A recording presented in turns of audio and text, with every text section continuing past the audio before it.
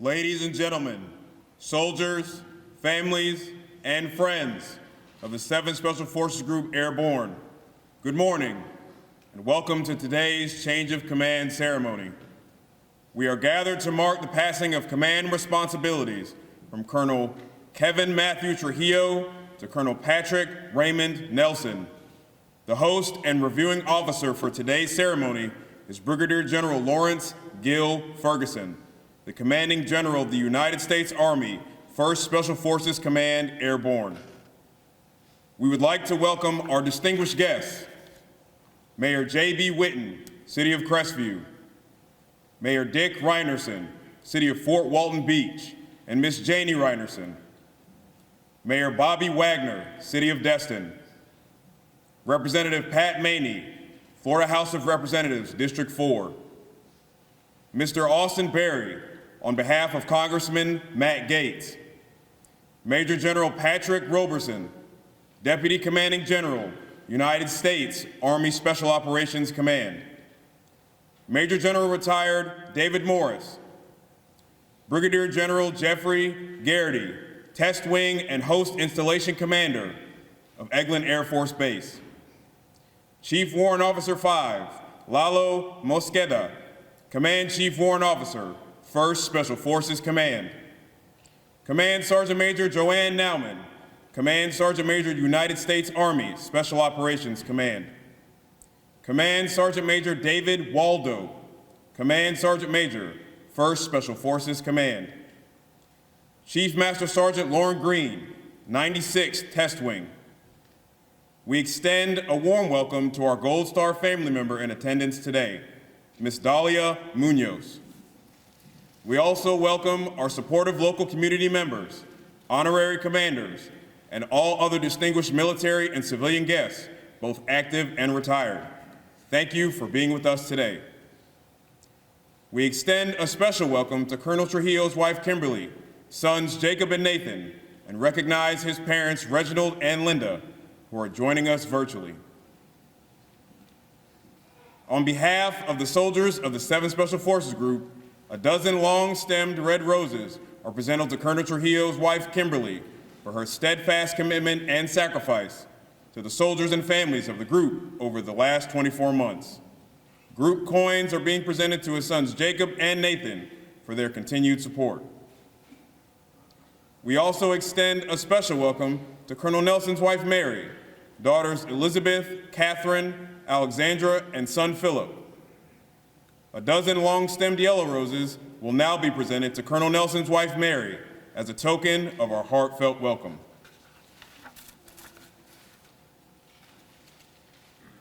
Single long-stemmed yellow roses are also presented to his daughters, Elizabeth, Catherine, Alexandra, and a group coin to his son, Philip, welcoming them back to the family business.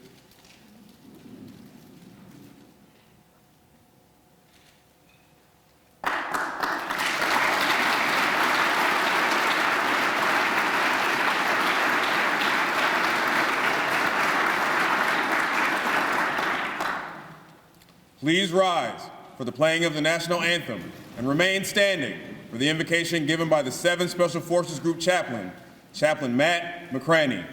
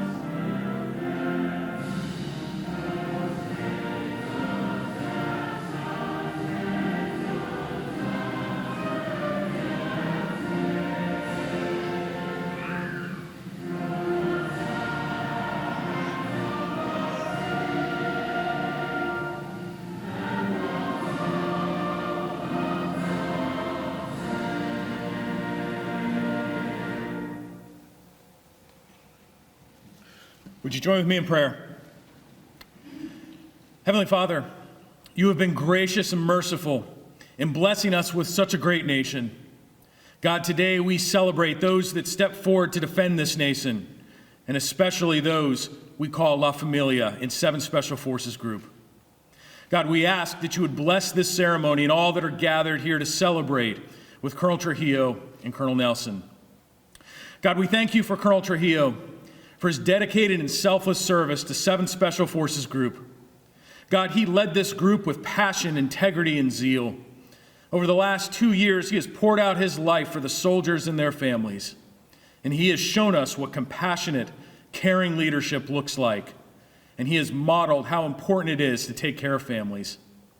God, bless him as he moves on from 7th Group, but remind him always, especially as he sits at the Pentagon, that he remains part of the family.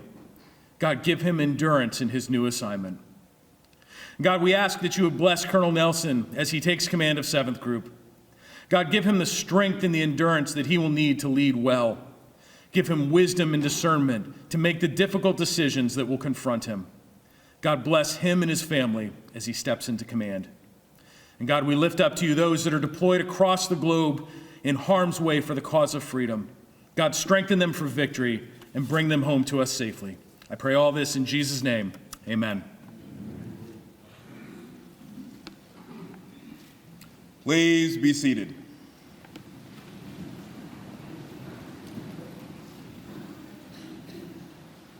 Today's change of command gives the members of the 7th Special Forces Group family an opportunity to reflect on the unit's accomplishments during the 24-month tenure of the outgoing commander, allowing the soldiers of the unit an opportunity to also bid farewell to their outgoing commander and his family. In addition, it represents an opportunity for the incoming commander to address the unit on his vision and intentions for the future. This represents a rare opportunity for the unit to be present together in one location due to the dynamic nature of special operations. The 7th Special Forces Group was first constituted as the 1st Company, 1st Battalion, 1st Regiment, 1st Special Service Force on 9 July 1942 at Camp William Harrison, Montana. This specialized Canadian-American unit was organized and trained to conduct commando raids against Nazi Germany's fledgling nuclear weapons capability in the Scandinavian region of occupied Europe. However, the unit was diverted to the campaign in the Aleutian Islands, where they were confronted by not only Japanese soldiers, but also the brutal Arctic climate. Upon successful culmination of the Aleutian campaign, the Special Service Force was transferred to the European theater. They fought with distinction in both southern France and Italy, where they earned the nickname the Devil's Brigade. The 1st Special Service Force was disbanded in France in 1945. It was reactivated on September 1953 at Fort Bragg as the 77th Special Forces. In 1960, the group was recognized and designated as the 7th Special Forces Group, 1st Special Forces. In 1961, 7th Special Forces Group soldiers deployed to Vietnam, advising elements of the South Vietnamese Army. The first Medal of Honor recipient, earned in the Republic of South Vietnam, was awarded to Captain Roger Donlin of the 7th Special Forces Group. Throughout the 1960s, the group was also actively involved in Laos and Thailand. In 1965, the group participated in Operation Power Pack in the Dominican Republic. Throughout the 1980s, the 7th Special Forces Group played a key role supporting democratic governments of Central America in their fight against communist insurgencies. From 1981 through 1992, 7th Special Forces Group soldiers spearheaded counterinsurgency operations during the Civil War in El Salvador. Beginning in 1987, the 7th Special Forces Group has trained host nation forces throughout Latin America on counter-narcotics operations, a mission it continues today. In December 1989, soldiers of the 7th Special Forces Group participated in Operation Just Cause in Panama. Since 1994, the group has participated in numerous peacekeeping operations to include Operation Safe Haven in Panama and Joint Task Force Safe Border in Ecuador and Peru, as part of the military observer mission, providing a stabilizing influence to resolve this centuries-old border dispute. Since the terrorist attacks of September 11, 2001, 7 Special Forces Group soldiers have deployed around the world in support of the global war on terrorism. Over the past 2 decades, the group has conducted thousands of joint and multinational raids, patrols, and civil missions. And today, the group continues to deploy in support of its regionally aligned SOUTHCOM area of operation. The key to our success has been and will continue to be the intelligence, maturity, judgment, and interpersonal skills of the officers, warrant officers, non-commissioned officers, and soldiers assigned to the unit. It is my pleasure to introduce Brigadier General Ferguson, Commanding General of the United States Army, 1st Special Forces Command, Airborne.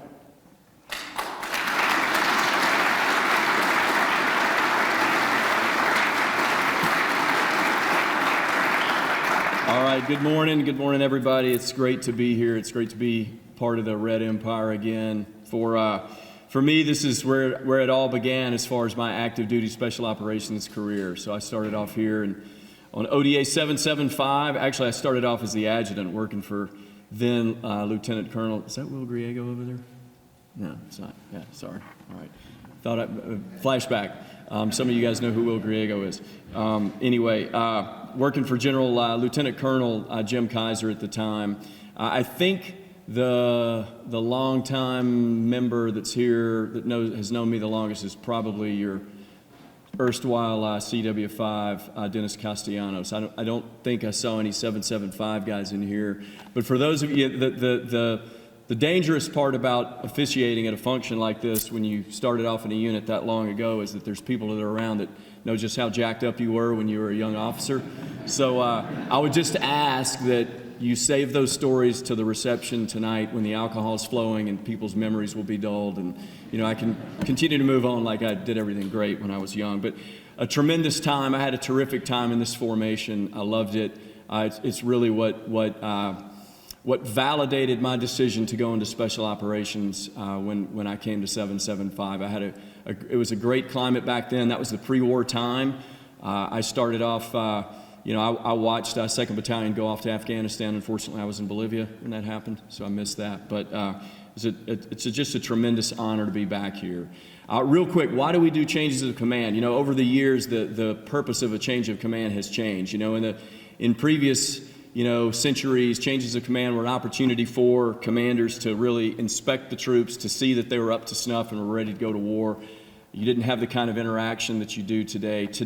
But now, a change of command is really about recognizing 3 groups of people.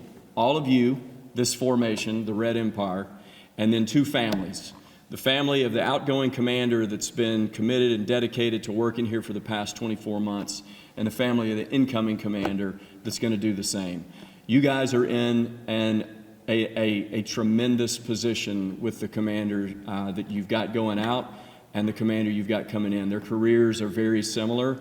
They are both tremendously combat experienced, which is, we're at a unique point in American history. We haven't been here really since the post-World War II and Korea years, when we've got senior leaders at the 05 and 06 level that have this much combat experience and are able to understand what it means to be a tactical combat commander all the way up through really commanding in combat at the 05 and 06 level. That hasn't happened for a long time. You're very fortunate. On top of that, you've got 2 really good people. You've enjoyed a great commander over the past 24 months, and the one that's coming in is going to pick as the baton is passed, he will run with it. Tremendously experienced combat commanders, both of them. Both of them, for those of you that don't know, and I'm going to welcome a few people here in just a minute, but for those of you that don't know, were both picked, hand-selected by the Ranger Regiment to serve as deputy commanders for their formation because of what the Ranger Regimental commanders saw from both of those individuals, Kevin and Pat. And I think you were the first one, and you were the third. Was Jason in between? Okay, and Jason Johnson's here too, so kudos to you as well. But hand-selected by the Ranger Regimental Commander to serve as a deputy commander in charge of their combat operations in Afghanistan. I really can't think of a higher honor to be bestowed on an SF dude than for a Ranger commander, the Ranger Regimental Commander, to say, hey, you're so good, you're the right guy, you're the person I need, instead of reaching down into the very experienced and highly competent infantry and Ranger ranks. They picked Kevin and they picked Pat and Jason. But this isn't about you today, Jason.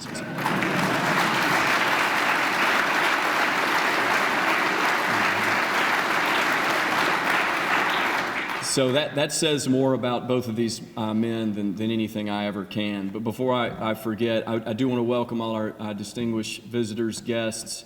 I know, Jeff, I didn't get a chance to shake your hand before things started. Thanks for being here. Dahlia, thanks for being here. I think Gabby made it in somewhere. Yes, there. I'm sorry. Yes, ma'am. All right, so welcome. Thank you for being here. And for all of the alumni that are here, thanks for coming here and supporting. A lot of friendly faces, a lot of great people in the room here that I've known over the years, and it's an honor to be here. Okay, so we talked a little bit about the unit history and everything that this organization's been up to over the past 20 years, and especially the last 24 months. This group remembers its roots. You've gotten back in the jungle. You've continued to keep the edge of your combat skills sharp. And I've seen that. I've watched that from afar when I was in other assignments, and then over the last years, the DCG, I've seen it in spades. So kudos to all of you. But what I want to do next is shift a little bit to talk about a couple of families here. So Kevin and Pat both know, as well as I do, that this today is really about the families that are behind them. It's the commitment and the care and compassion that both the families have provided that really have allowed both of you two to be here and be in the positions you are. I know y'all appreciate that, and you don't need to hear me say it, but it's important for me to say it up here because I recognize the challenge. Renee and Kim have grown to be good friends. Unfortunately, Renee is stuck along with half our traveling party up in Fayetteville due to a mechanical issue, but she will, I think, be in this afternoon. And we'll definitely thank you for it. But I've watched Kevin now. So Kevin and I first met a long time ago in 7th Group when we were in 3rd Battalion, when we were down the hill from USASOC at Fort Liberty, then Fort Bragg. I was the HSC commander with Conrad Fernandez. God rest his soul for those of you that remember and loved him. I met Kevin there, and then our paths crossed several times, but then I really got to know Kevin well at 10th Group when he was the 2nd Battalion commander. And I watched a leader who was passionate, who was energetic, who was highly competent, and who was committed. And Kevin did not have, and neither did Pat, both of y'all. I mean, I'm almost telling the same story twice with just different families, in all seriousness, just based off their careers. But it's extremely compelling to me. I watched Kevin, when I got to 10th Group, Kevin had already done a combat rotation as the 210 commander. Baz-Kandahari battle there, some really rough times, some substantial casualties there in his formation. And he led through all of that. We had some late night conversations when he would call me from Afghanistan when he was dealing with casualties. And he led through all of that with a calm demeanor and competence and a capability that obviously, as I already mentioned, made him stand out to people outside our formation, not just within. So I know this group loves you. This group loves your family. I know you almost had a heart attack when the chaplain said something about going to D.C. I noticed that when you were standing there. But you're going to do great up there. You're going to be a tremendous asset for us up there in the Beltway. I look forward to getting together with y'all again. Kim, for everything that you've done, your care, your compassion for families, as y'all have led through some substantial challenges. It's not an easy road. I know. We've been doing it for a long time too. And so it's important to recognize everything you guys have done as you're raising two young men there, and y'all have moved around a little bit. The Army, we go where the Army tells us to, and y'all have done that every time. You stood up, saluted, and moved out, and I thank you for that. So thank you very much for your commitment to this formation. Pat and Mary, all right, the adventure begins.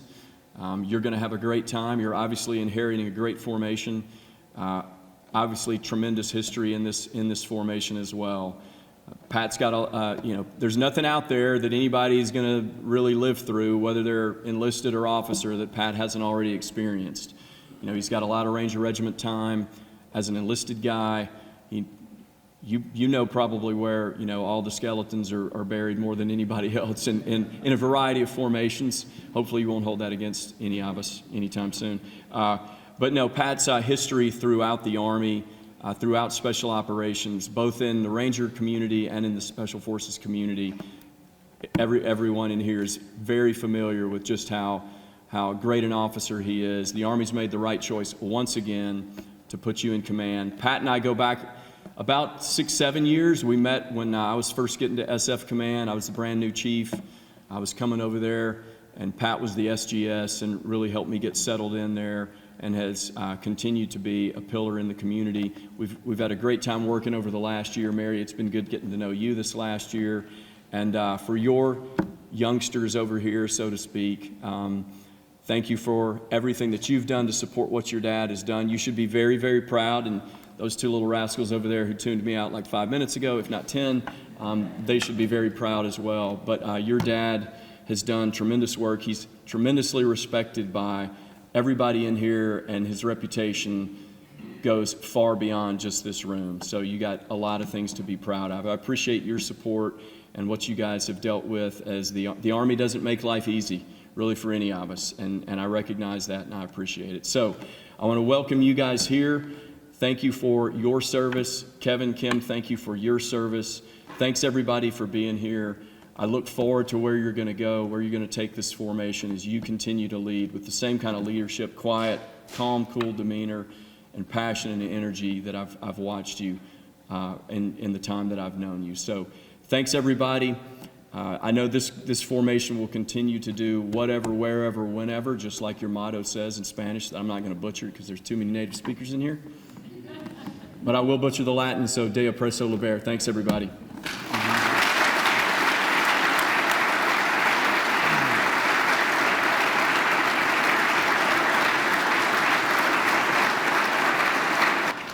Ladies and gentlemen, the commander of the 7th Special Forces Group Airborne, Colonel Kevin Trujillo.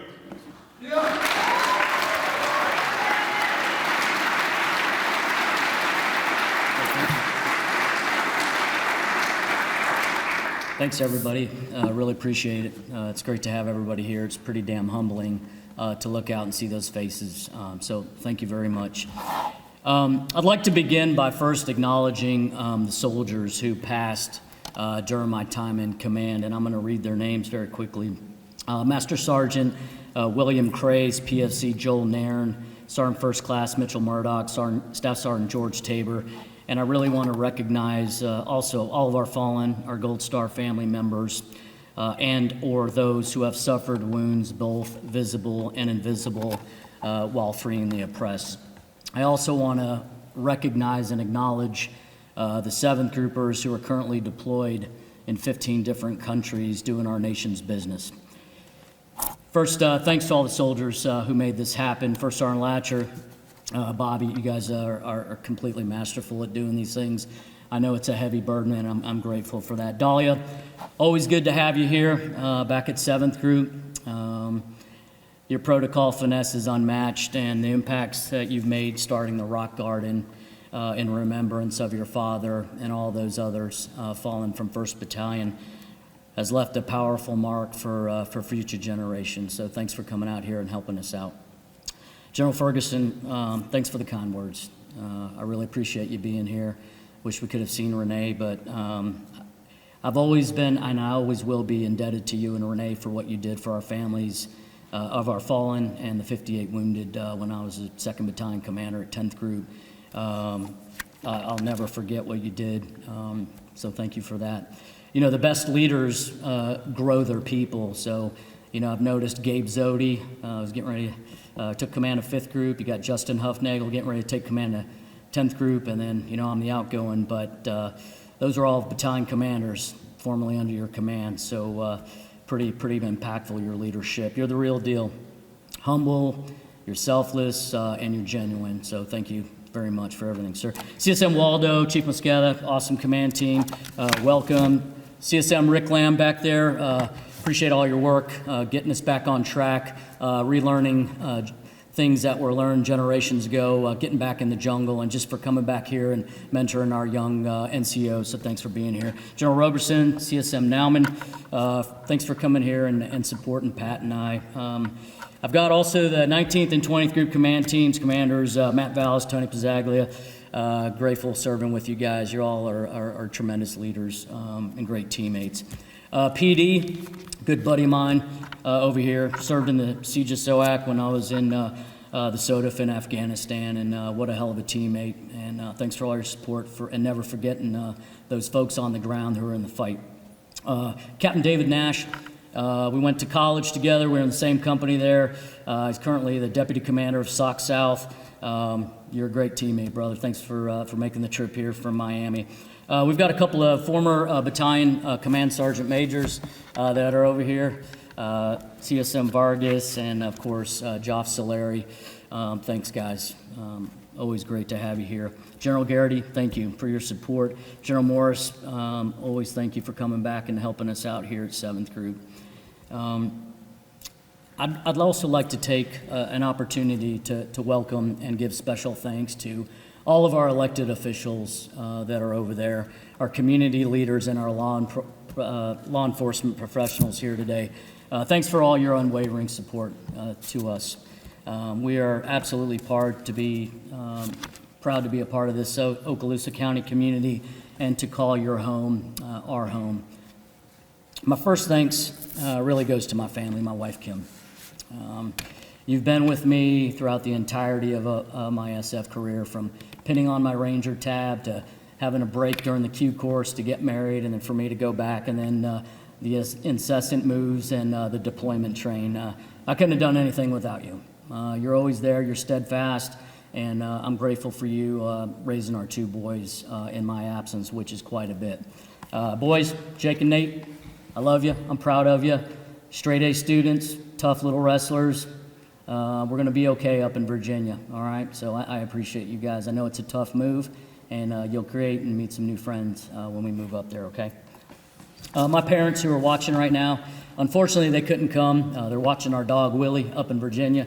But they're zooming in, and I appreciate their love and support and for instilling me the importance of for education, self-reliance, and showing that actions speak louder than words. My big brother, Reg, he's a colonel in the Air Force. He's a mission support group commander of the 944th out at Luke Air Force Base.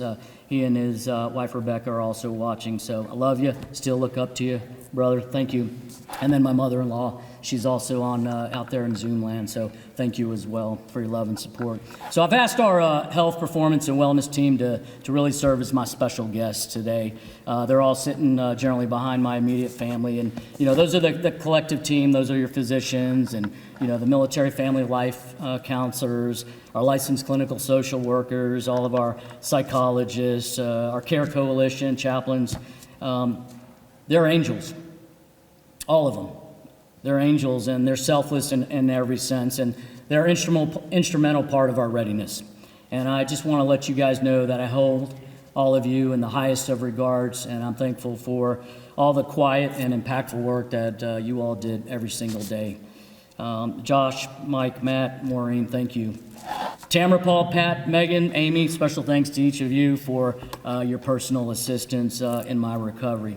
Colonel Miguel Howe, over here, former DCO. I think I told you last night, but when I'm faced with difficult decisions, I think back on my observation of you, unflappable in every sense, and one of the most selfless leaders I know. Honored that you made the trip today, sir. Dan Rayburn, you've done more for our transitioning Green Berets than any other organization. Thank you. Thank you for that. So I couldn't have asked for a more capable set of servants and teammates to work with. I've had the best command sergeant majors, Alex, Ben, Adam, the best command chief warrant officers, Chris, Dennis, who recently retired with over 38 years of service to our country, Jose Villarreal, and then I've had the best deputy commanders. Ken Dwyer, unfortunately, can't be here but his lovely family is here. Jenny, thanks for coming here and supporting me here today. He just took command of a brigade at Fort Jackson, South Carolina. Colonel Merrill, you're awesome. You're a great part of the team, and look forward to seeing what you do moving forward. And then I've had two great executive officers, Corey Wynn and Justin Smith. And Justin, unfortunately, couldn't be here because he's in the middle of a PCS. And then also Dan Miller, who just took the seat. And then our executive secretary, Diane, thank you as well. Additionally, we've collectively have the absolute best battalion command teams. You guys have made it easy for me. You all are exceptional. I look forward to seeing what you do moving forward for the Special Forces Regiment. And then surrounded by the best group staff, it's been tremendous. I have some former teammates from 782. Thanks for showing me a young captain, team leader, what right looks like. So ladies and gentlemen, your entire special operations leadership right now, they started right here at 7th Group. And General Ferguson alluded to it, but General Fenton, 7th Group, General Braga, 7th Group, General Ferguson, 7th Group, and then the Sergeant Major of the Army started in 7th Group as well. So we've had a long and storied history with legends who served in this group. Guys like Charlie Beckwith, Dick Meadows, Chuck Fry, Bull Simons, Roger Donlin. I just ask that you remember their legacies and forge your own. So to the soldiers of 7th Group, you've got my greatest respect and admiration. And you're not afraid to compete and win because we know that competition defeats complacency. This is the most adaptable group capable of executing operations anywhere. And the generational relationships that we forge with our Western Hemisphere partners are unmatched.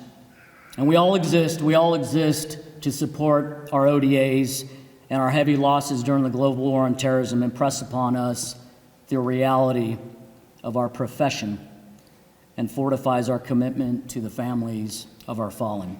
It's a responsibility that we must always carry. Thank you all for what you do daily. Thank you for your professionalism, and thanks for taking care of one another. So as an Army brat, I was heavily influenced by the American soldier. I observed soldiers in the 7th Infantry Division when my father was stationed in Fort Ord, California, and then later when our family lived in Villeflecken, Germany. At the time, Villeflecken was right on the border of East-West Germany, in the middle of the Fulda Gap. And that was a main corridor that NATO planners expected that the Soviets and the Warsaw Pact nations to use to launch their attack. So as a boy living in Germany, I vividly remember things like, the nuclear protest outside of American bases, the Berlin discotheque bombing, which later led to the air raid in Libya, the Chernobyl disaster and not being able to play soccer due to the potential radiation release in the environment, practicing non-combatant evacuation, and then hearing the phone ring in the middle of the night, alerting my father for an alert. So I remember having my German soccer team over to the house on base for an after-season cookout, giving them a cherry Coke when those first came out, and how happy my teammates were to have something American. Movies like Red Dawn, Rocky IV, all of these collective experience, they impacted me and they inspired me. It was also during this time that I was heavily influenced by my childhood best friend's father, who was a Green Beret. In his youth, Dobromir Nikov escaped from Bulgaria and communism, came to America, and later became a Green Beret serving in 10th Group. He spoke 5 languages, and in Bulgaria, he was a championship wrestler. And I learned so much from observing and listening to him. He'd ruck with ungodly weight. He understood terrain, and often he'd take his son Manuel and I to the border observation post to look through the optics, to watch and learn. And it was at this age of 12 years old that I decided that I wanted to be a Green Beret. And little did I know that 3 years later, and at this time our family had moved to Virginia, the Berlin would fall, communism would collapse. And so I just tell all of you this because if you like to worry about things, you're living in a great time. The world's a volatile place, but being ready, collaborating with partners, and being aggressive when required can change outcomes. Like Nikov on me, never underestimate your power to positively influence young people. Invest in them. Follow your dream and defy odds. Who would have thought that a dude that can barely see over this podium would one day be a Green Beret? Your childhood dreams can become your reality. Freedom is always worth the sacrifice, and people all over the world risk their lives every single day to realize their dream of attaining it. Other countries look to us for our leadership. As special operators, we stand at the tip of American foreign policy. Small things matter, even something as little as a cherry Coke. We cannot continue to focus on what divides us. We must concentrate on how we best support each other, and thus what unites us. Being a soldier is tough, but extremely rewarding profession. Encourage others to serve in whatever way they like, but serve. You will often need boots on the ground, as this shows our partners and our allies' commitment. Continue to stand ready with a predator mindset. Eyes in the front, like to hunt. Like the 11th ACR, who stood in the Fulda Gap, staring down several Russian divisions. And finally, when times are tough, don't give up. And if I may paraphrase some scripture from Romans, suffering produces endurance, and endurance produces character, and character produces hope. Thank you to all responsible for placing me in this position this past few years. I never imagined as a young boy growing up on Army bases that someday I would be able to serve the very best soldiers. Pat, Mary, family. Pat, you're incredible, man. You're a hell of a combat leader. As General Ferguson said, couldn't ask for a better person to come in here to take the reins, man, from this tremendous family. You're the best, man. I look forward to working for you someday. Our family will have you, your family, and the rest of 7th Group in our prayers every single day, brother. To return to command the unit in which I started my SF career is fully a privilege, and I wish everybody the best. You left me with a lifetime of memories that I will forever treasure. Thank you very much. La familia por vida. Thank you.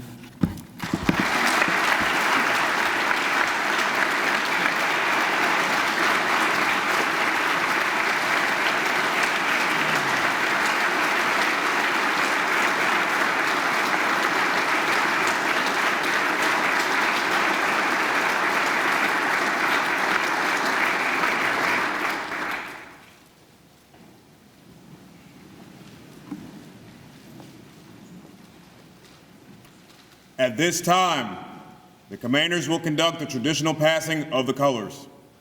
This time-honored custom represents not only the passing of responsibilities from the outgoing commander to the incoming commander, but also symbolizes the continuation of the lineage and honors of the 7th Special Forces Group.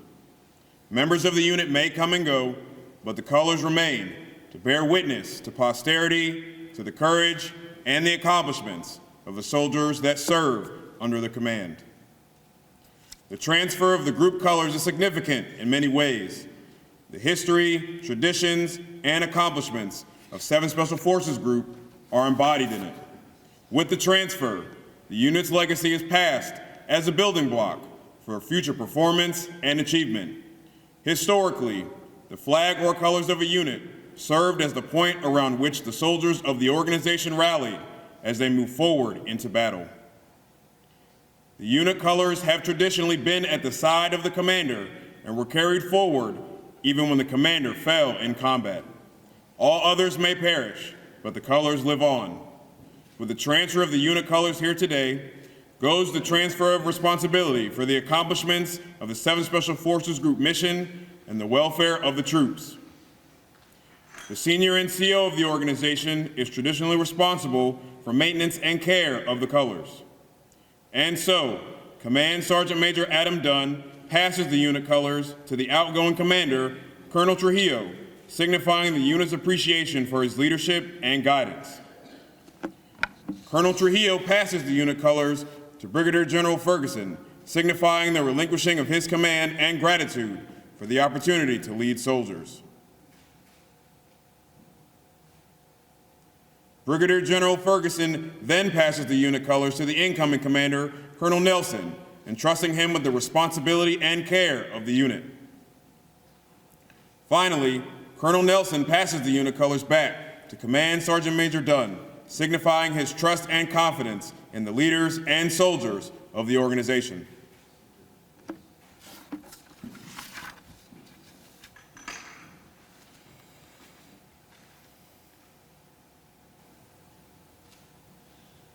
By authority of Army Regulation 600-20, the undersigned assumes command of the 7th Special Forces Group Airborne, 1st Special Forces Command Airborne, Eglin Air Force Base, Florida, effective 17 July 2023. Signed, Patrick R. Nelson, Special Forces Commanding.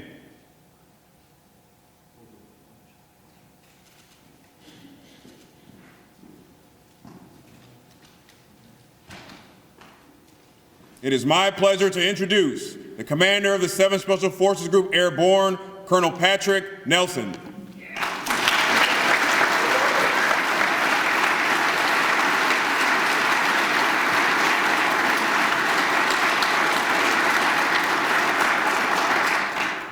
This is a bit overwhelming here, holy cow. So I know I have 2 minutes. So first off, like that's my time standard here. So because nobody wants to hear me speak, right? So you get plenty, 2 years of that. So distinguished guests, family, friends, old 726 teammates, I hate to say it, mad slashers from a long time ago.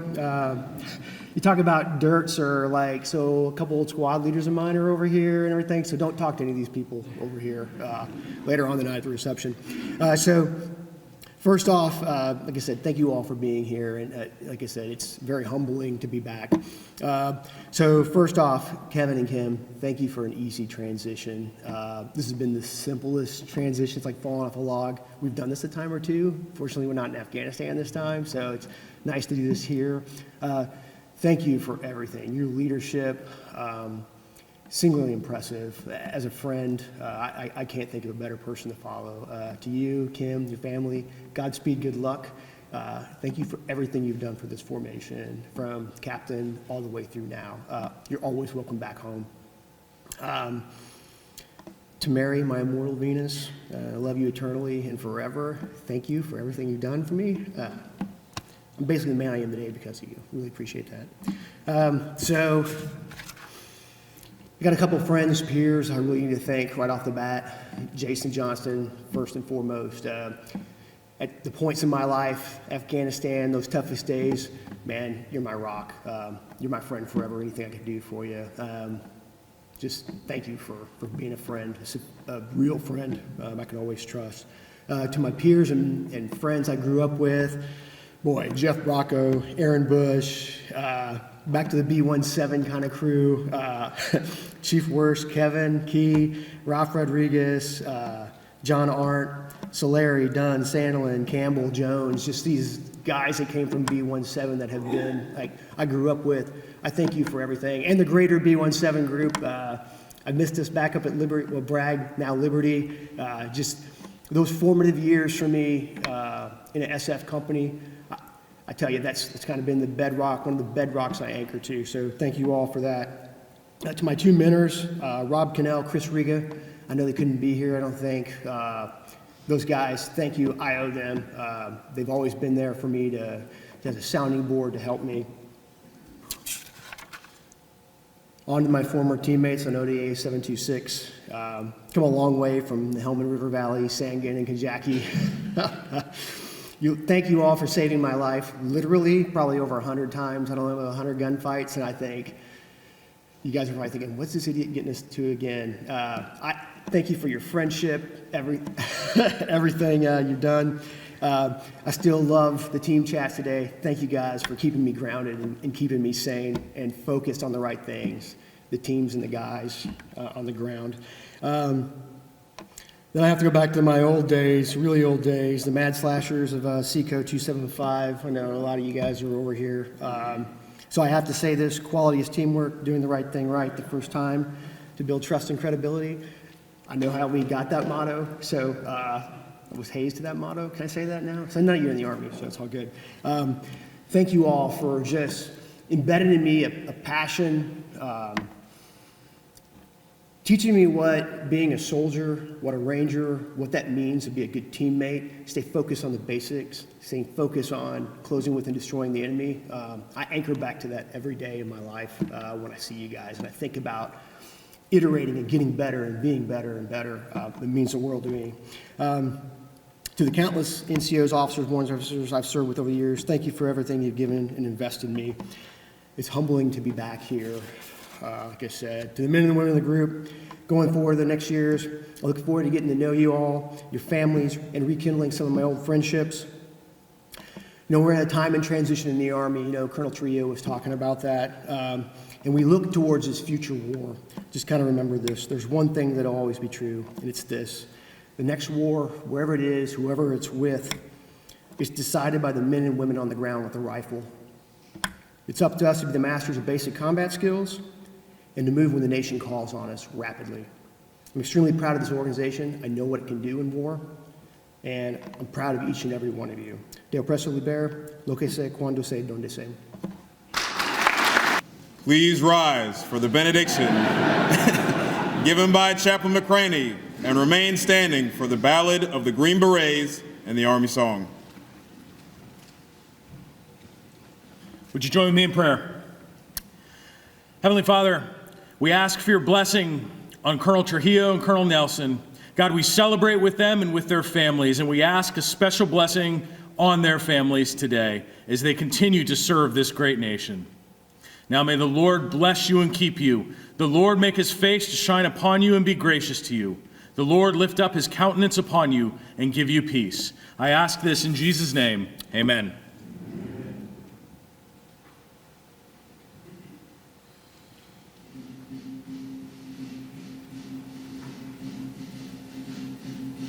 Fighting soldiers on the sky, fearless men who jump and die, never mean just what they say.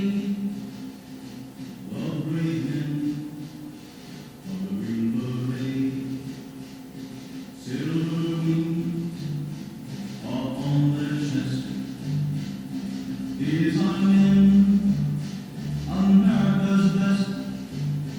100 men with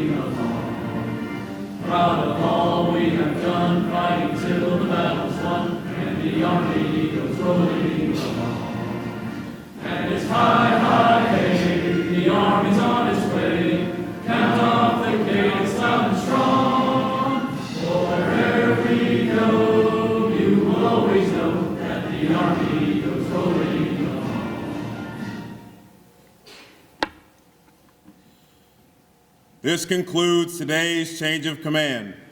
Colonel Nelson and his family invite you to join them for refreshments in the adjacent reception classroom on your right.